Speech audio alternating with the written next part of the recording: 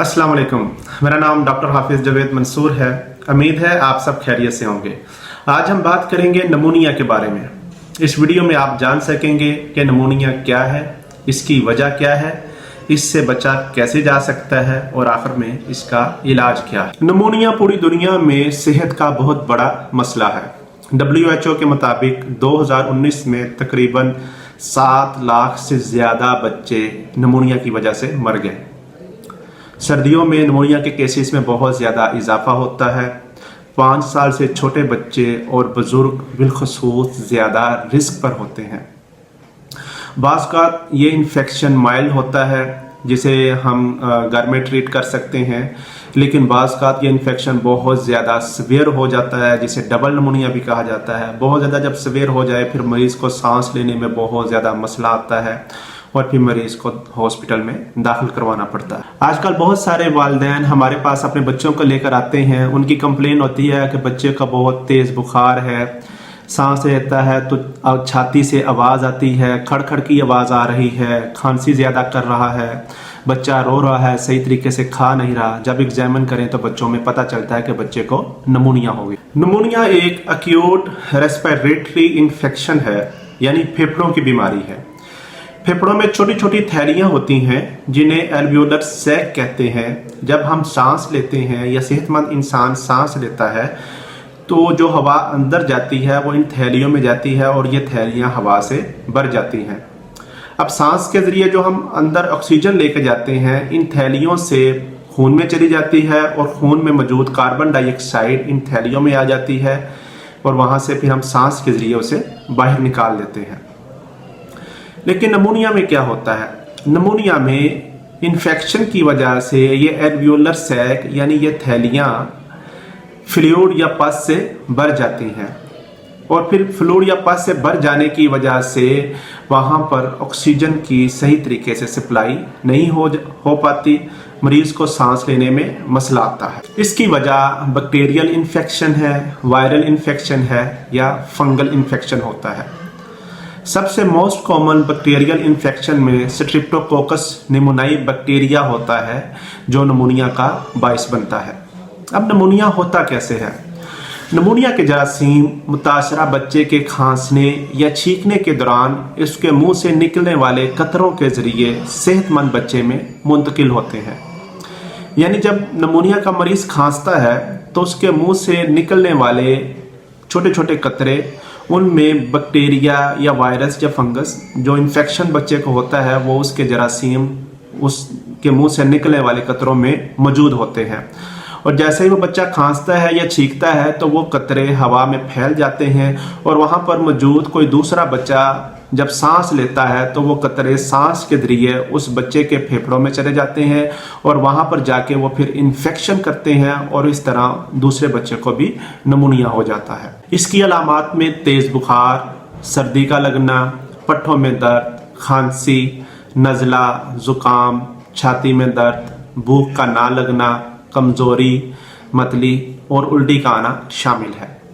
लेकिन अगर मरीज़ को झटके लगें, सांस की रफ्तार तेज़ हो जाए, बच्चा दूध पीना छोड़ दे, ढीला पड़ जाए या उसका रंग नीला पड़ना शुरू हो जाए या उसकी छाती में जो होता है गड़ा बढ़ना शुरू हो जाए तो यह बहुत एमरजेंसी कंडीशन होती है। इसमें बच्चे को फ़ौरन करीबी किसी अच्छे हॉस्पिटल में लाजमी लेकर जाएं और वहाँ पर उसका इलाज करवाएं। ऐसे बच्चे जिनका इम्यून सिस्टम यानी कुव्वत मुदाफ़त का निज़ाम ठीक होता है वो बच्चे इस बीमारी में के शुरू में ही इनका कुव्वत मुदाफ़त का निज़ाम फाइट करता है और वो बीमारी से ठीक हो जाते हैं।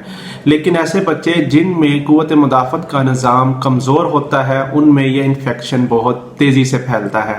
उनमें ऐसे बच्चे शामिल हैं जिन बच्चों को खुराक की कमी है या वो बच्चे खाना सही तरीके से नहीं खा पाते या छोटे बच्चे जिनको माएँ दूध पिलाना छोड़ देती हैं या जो माँ का दूध नहीं पीते।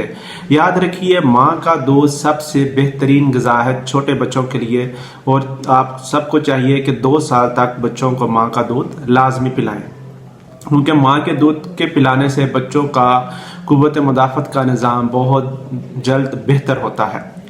इसके अलावा वो बच्चे जो रश वाली जगहों पर रहते हैं या वो बच्चे जिनके घर में स्मोकिंग होती है, सिगरेट पीते हैं बैठ के, तो ऐसे बच्चे बहुत ज़्यादा रिस्क पर होते हैं, इनमें निमोनिया के चांस बहुत ज़्यादा होते हैं। निमोनिया से बच्चा कैसे जा सकता है? इससे बचने के लिए सबसे पहले बच्चों को पैदाइश के बाद इसकी वैक्सीनेशन लाजमी लगवाएं। बच्चों में इसकी वैक्सीनेशन 1.5 माह, 2.5 माह और 3.5 माह की उम्र में लगती है। यानी 1.5 माह की उम्र में इंजेक्शन लगेगा, फिर 2.5 माह की उम्र में इंजेक्शन लगेगा और फिर 3.5 माह की उम्र में बच्चों में निमोनिया की वैक्सीनेशन का इंजेक्शन लगेगा। उसके बाद फिर 6 माह की उम्र में बच्चों को फ्लू की वैक्सीनेशन का इंजेक्शन लगेगा। तो इस तरह ये इंजेक्शन लगाने से बच्चों में इम्यूनिटी डेवलप होती है और फिर बच्चे इसके जरासीम के खिलाफ उनका इम्यून सिस्टम काम करता है और वो तंदुरुस्त रहते हैं। इसी तरह जो बड़े लोग हैं, जो अडल्ट हैं, उनमें इसकी वैक्सीनेशन भी लगती है। उनको चाहिए कि वो सर्दियों के शुरू में निमोनिया की और फ्लू की वैक्सीनेशन लगवाएं। इस तरह फिर बच्चों में खुराक की कमी हो जाती है, तो बच्चों की खुराक मुतवाज़न रखें, बच्चों का खाना बेहतर करें, खाने में फ्रेश फ्रूट दें, ड्राई फ्रूट दें, अंडा दें, गोश्त दें, मछली दें। और बच्चों जब घर से बाहर निकलें, जो बड़े बच्चे हैं, तो उनको मास्क लाजमी पहनाएं और जब फिर घर वापस आएँ तो उनके हाथ अच्छी तरह धोएं। छोटे जो बच्चे हैं उनके नाखून अच्छी तरह साफ़ करें, उनके हाथ भी साफ़ करें, क्योंकि बच्चे जगह जब खेलते हैं तो हर चीज़ पर हाथ लगाते हैं जिससे उनके हाथ गंदे हो जाते हैं और वही हाथ जब मुंह में लेके जाते हैं तो वो जरासीम मुंह के ज़रिए इन्फेक्शन का बाइस बनते हैं।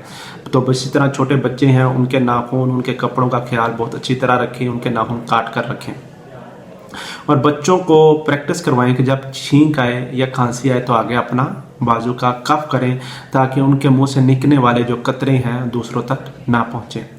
रश वाली जगहों पर जाने से परहेज़ करें ताकि अगर रश वाली जगहों पर अगर आप जाएंगे, वहाँ पर अगर किसी को ये इन्फेक्शन हुआ तो वहाँ से आपके बच्चों को भी हो सकता है। इस तरह अगर बच्चे को इन्फेक्शन हुआ है तो बच्चे को मुकम्मल तौर पर रेस्ट दें, उसे स्कूल में ना भेजें ताकि दूसरे बच्चों को उससे महफूज किया जा सके। निमोनिया की तशखीस के लिए कुछ ब्लड टेस्ट भी करवाए जाते हैं जिनके अंदर ब्लड कल्चर शामिल है, CBC शामिल है, CRP शामिल है और छाती का एक्सरे शामिल है। इन टेस्ट के करवाने से मरीज में बीमारी की तशखीस हो जाती है। निमोनिया का इलाज कैसे किया जाए? अगर आपके बच्चे को बुखार है और उसकी एज 2 साल से कम है तो उसमें आप बुखार के लिए पैनाडोल के कतरे इस्तेमाल करें। अगर 2 साल से ज़्यादा उम्र है तो उसमें पैनाडोल का सिरप इस्तेमाल किया जा सकता है। पैनाडोल अगर आपको अवेलेबल नहीं है तो आप उसकी जगह पर कालपोल, फिब्रोल या डिस्प्रोल सिरप भी इस्तेमाल कर सकते हैं। लेकिन अगर आपके बच्चे की उम्र 6 माह से ज़्यादा है तो उसमें आप ब्रूफन सिरप साथ इस्तेमाल करें। उससे बच्चे का बुखार भी जल्दी कवर होगा और बच्चे का जिस्म दर्द भी बेहतर होगा।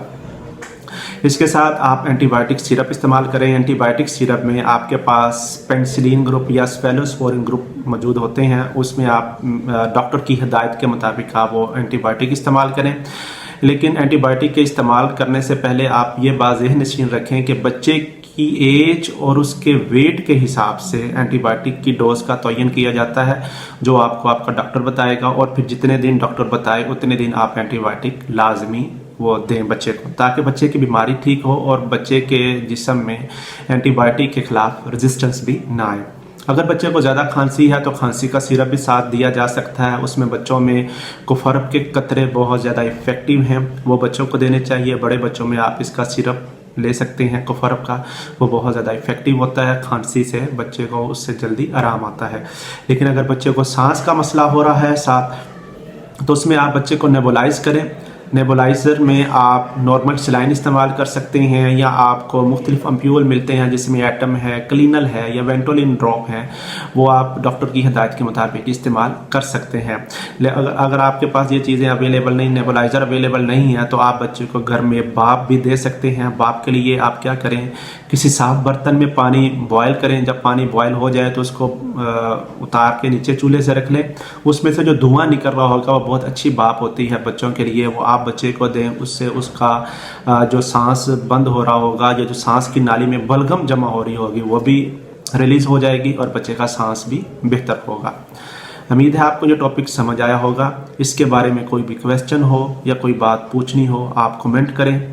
लेकिन अगर आपके बच्चे की, ये बात ज़हन रखें, अगर आपके बच्चे की सेहत ख़राब है तो आपने उसे सबसे पहले सेल्फ मेडिकेशन नहीं देनी। आपने अपने करीबी किसी अच्छे चाइल्ड स्पेशलिस्ट को चेक करवा कर उसकी हदायत के मुताबिक दवाई देनी है। अपना ख्याल रखें, दुआओं में याद रखें। अल्लाह हाफिज़।